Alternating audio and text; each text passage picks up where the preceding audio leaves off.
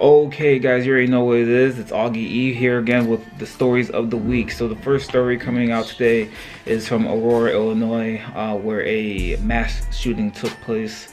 Roll the clip. At least 5 were killed this afternoon, as was the shooter. Also, 5 police officers who responded were hurt. It happened at a business that manufactures industrial equipment in Aurora, Illinois. And Adriana Diaz is at the scene. Adriana? Jeff, the shooter was 45-year-old Gary Martin, and he worked at the facility, but police haven't released a motive. CBS News has learned that during the confrontation, the SWAT team sent in a robot that showed the shooter dead. He'd been shot by police. Aurora is requesting as many ambulances as possible for an active shooter with many injuries. The shooter opened fire at the Henry Pratt Manufacturing Company, about 40 miles west of Chicago, this afternoon. A total of 5 officers were struck by gunfire. The other officers on the scene located gunshot victims inside the building. At this time, we have confirmed that 5 victims are deceased. First thing I want to say really is my condolences go out to the victims and to the families of the victims as well. Also, I want to give a shout out to the first responders, the police officers, medical professionals, anyone that was on the scene trying to give any type of assistance. I feel like these stories right now in our nation, in terms of just mass shootings, we're starting to become numb to it. I saw this story today, and I was like, oh, another shooting happened. That was just my mindset. Another shooting. Like, it's just part of now our daily. It's just part of our lives now that we have to get used to mass shootings taking place, and I don't think that we should, but it is happening, and I don't really have a solution. This is one of those things where you don't have any solutions because, you know, it's in our Constitution that we have a right to bear arms. But then we have other people on the other hand saying that we should get rid of guns. But when you say that blanket statement, get rid of guns, does that get rid of legal guns that are purchased legally, that are purchased by people that are verified to have those weapons? Or are you just talking about get rid of illegal guns that are on the street? You know, so it's just one of those weird situations, and I don't think that there's a blanket solution that can stop this. The only thing I can think of is that if you have a friend or you know someone in your family who has weapons, who for some reason is mad, they're always angry, they talk about wanting to get revenge, they talk about wanting to get back at people because they feel like maybe nothing has gone good for them in their life. Reach out to those people, talk to them, and make sure that they're okay. And if you don't think they're okay, if you have to, get the authorities involved, because I can't think of anything else than to look out for one another and just have your eyes open. You know, just watch. You know, listen, hear people are having problems, you know, especially those people that do have a lot of guns, whether they're purchased legally or illegally. That, just be on the lookout for that. And also for those, it sucks, but when you go to school, you go to your job place, even when if you're going out to a bar, club, you have to now be on the lookout. If someone looks very shady, you have to say something. You really do. Or if your immediate danger is in question, remove yourself from that area. That's just the solution that you can do for yourself, because other than that, I don't really know what else to do in these types of situations now. It just seems like nowhere else is safe. But moving on, let's go to another story that's been happening. So there was a story that came out a couple of weeks ago with Jussie Smollet. He's an actor on the show Empire. He was recently attacked. Now, a new update is that he was attacked by these 2 African brothers. Roll the clip. Big development in the Jussie Smollet investigation. Chicago police have arrested 2 suspects in the case, believed to be the 2 men spotted in that security camera footage the night of the incident. Here's what we've learned about the 2 bodybuilding brothers now being questioned. The Jussie Smollet investigation is taking a shocking turn with the arrest of these 2 men. Both know Smollet and have appeared on his TV show Empire as bit actors.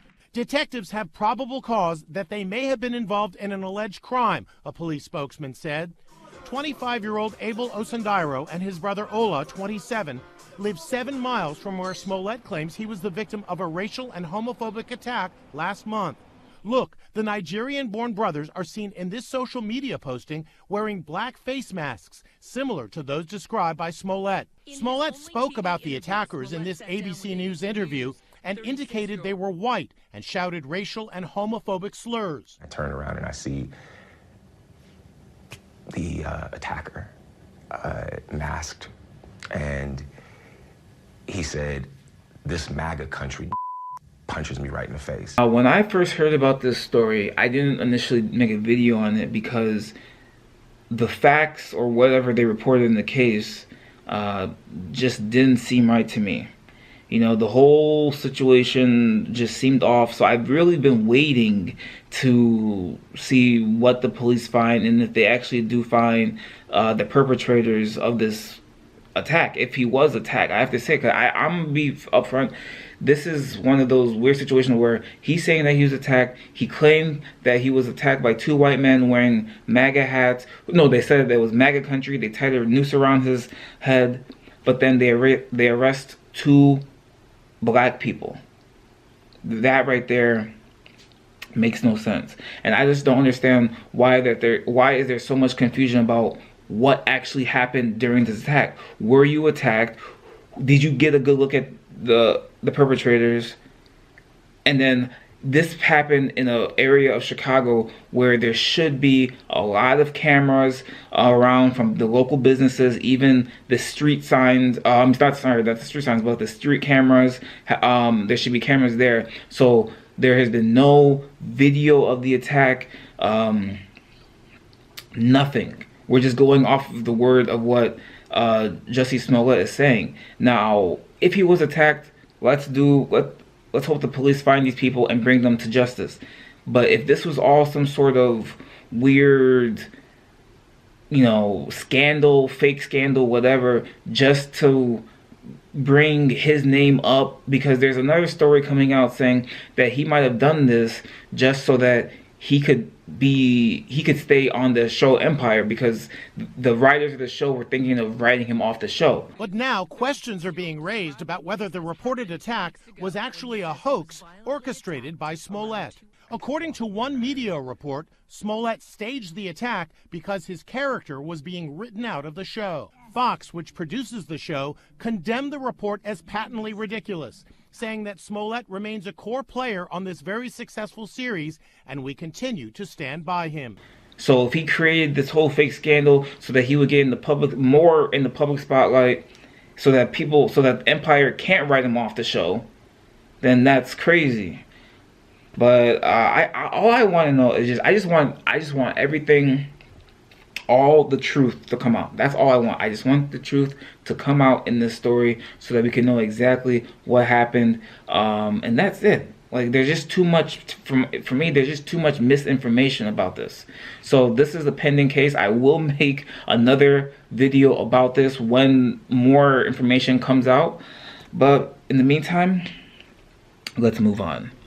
My next story was kind of brought to light by Shane Dawson, very popular YouTuber. He does a series on his channel where he talks about conspiracies. One conspiracy he talked about was the Chuck E. Cheese conspiracy with their pizza. Roll the clip. There's a theory that if somebody at Chuck E. Cheese doesn't finish their whole pizza, and there's like a few pieces left, the employee will take that to the back, take those pieces off the tray, and form a new pizza with all the other leftovers, and then reheat it and serve it to a new customer. Now, I know what you're thinking, Shane, that's crazy. Well, here is a picture of the pizza at Chuck E. Cheese. Every piece is a different size. That piece is longer than that piece, which is shorter than that piece. These pieces in the back are shorter than those pieces. And none of the pepperonis line up. Oh, It's not just this picture, it's almost every picture you find of Chuck E. Cheese pizza. And Nobody's talking about it. You guys see anything else?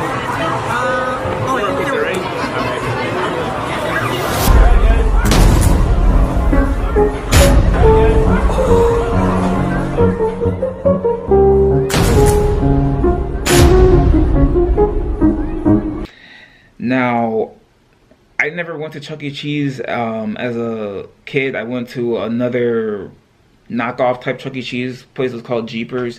Basically the same concept. It just wasn't Chuck E. Cheese. And from what I remember, they did the same thing. They had pizza, but their pizza did not look like that. And I've even worked.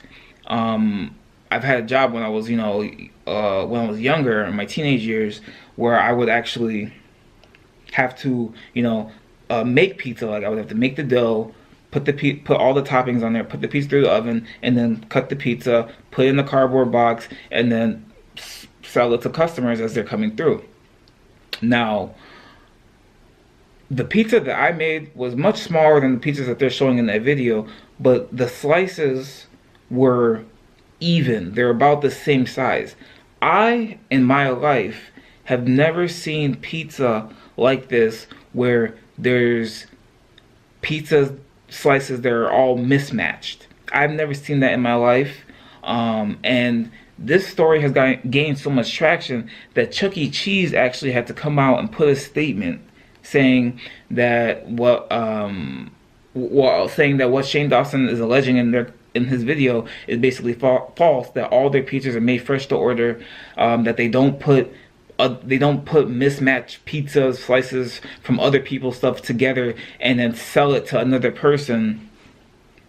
But Chuck E. Cheese, again, I'm not saying anything, but that looks crazy to me. It looks nuts. I've never seen pizza like that. Even if I order half pepperoni, half cheese, the whole pizza, the crust, everything looks symmetrical.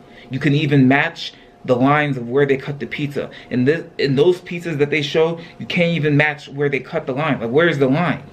The lines don't match up at all. So something is not right there. Oh, that's all I'm gonna say. That's all I'm gonna say. But let's move on to the last story for the video. So Fousey Tube, or Yusuf, he went on to Logan Paul's podcast called Impulsive, and they had a very good conversation about basically what happened in the past 6 months. Roll the clip. Put yourself in the mindset of July 15th, and what were you trying to get people to, quote unquote, see you as? That, I think that event was a culmination of the year of absence that I took when I moved to my parents' house in Jersey. I moved to my parents' house. I had already, I started a new channel. I gained that to 1 million subs, and that was more of an ego thing to see yo, I could still do it. But I wasn't being me. I wasn't doing me. I was just doing it for the numbers. Yeah. So when I finally got an opportunity, I was on tour, and something I should say, which was what started it, 2 months prior to that event, I got off of my medications and I jumped on Adderall. And it was like my saving grace. Adderall? Adderall. How come? Because a homie of mine gave me a pill. I tried it and I was like, whoa. I'm a shy guy in real life, right?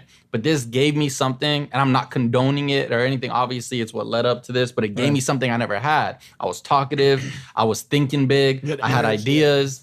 But it got more grandiose as it went on. Yeah. So by the time that event came, it was just like an explosion. It was just it was a train wreck waiting to happen. I'll be the first person to say I'm huge supporter of Fousey Tube. I've actually bought his merch. He's the only YouTuber before where I've actually spent my own money to support him because I actually like what he does.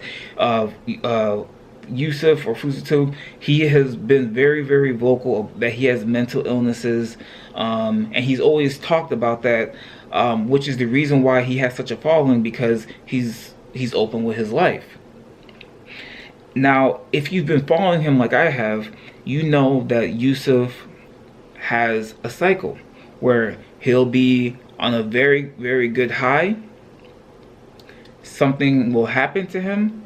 He'll go into a depressive, manic state, and then he'll just get off YouTube. He'll take a break from YouTube for maybe months or a year, and then he'll come back. And he's been doing this since I've been following him, probably for at least 10 years almost. He's done this whole cycle. So now, after the last events that happened, it seems like Yusuf is getting better. But what I'm about to say, I don't have the authority to say it, and I'm not a trained medical professional or anything, but I just don't think Yusuf should be on social media right now. In any form of social media, whether it's YouTube, Instagram, Twitter, Facebook, whatever. I don't think he should be on there. The reasons why is because Yusuf has already said that he has mental illnesses. Now, combined with his mental illness, combined with that and the fact that he is very sensitive. It's okay to be a sensitive individual, but he's so sensitive to the point that when he sees negative comments and negative people talking to him, it affects him very deeply. And he is not able to see past that. There are some people where they see negative comments, it bounces right off them. They see a negative comment, they don't let it affect them, and they keep on with their life. He is not able to do that. And because he's not able to do that, I don't think he should be on YouTube until he's able to develop some sort of skill or some sort of mechanism where he is able to bypass those negative comments and just live his life normally. Because what I'm afraid of happening in the future is that due to the negative comments that come with being a YouTuber at his success level, he's had his biggest channel, I believe, had over 10 million subscribers. So he is a worldwide known YouTuber. He's one of the bigger YouTubers on the platform. The last thing I want to hear is that he harmed himself, he committed suicide, or he just did something crazy because of the negative comments. So that's why I think that Yusuf, in the meantime, should stay off YouTube, keep it to a minimum. And I know he needs to work so he makes money to support his family, but I think he can maybe do that in other ways. If anything, go into public speaking or something. I don't know, but he's a known individual, so I do think if he's looking for ways to make money, he can definitely think of something to make money that doesn't involve him being on YouTube, that doesn't involve him being exposed to negative people and negative comments every single day on these videos. But that's all I have to say about that. That is the last story. So remember to like, share, and subscribe. Yuck. And that's it. Have a good one.